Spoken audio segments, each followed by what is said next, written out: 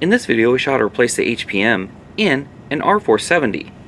Before working inside your system, read through and follow safety guidelines to protect your system from potential damage and ensure your personal safety. For more information about safety guidelines, see the service manual at dell.com/support. To remove the HPM with the processor, memory, riser 2 and 4, and any rear modules out of the system, as well as the fans, we unroute any other cables that may be in the way and connected to the system. Disconnect those.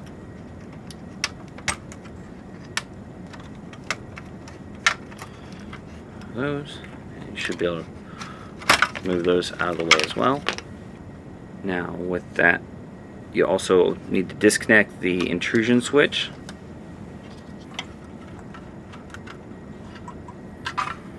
as well as the right control panel. You'll want to disconnect that cable as well.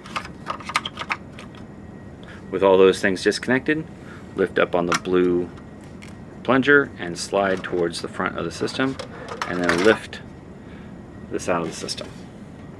To install the HPM sled, align it with the system and lower it in, and then slide towards the rear of the system. Then reconnect all your data and power cables. Reconnect the right control panel. Reconnect your intrusion switch.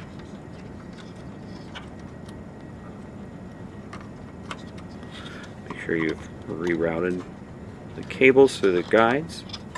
Reconnect your power and data cables, making sure to rerun them through the routing.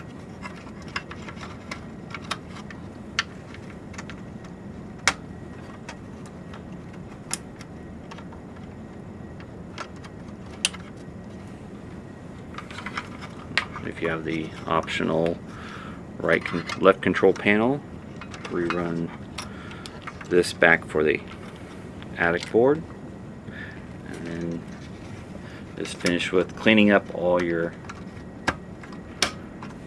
cable routing guides. For more information or support about the PowerEdge R470, visit dell.com/support.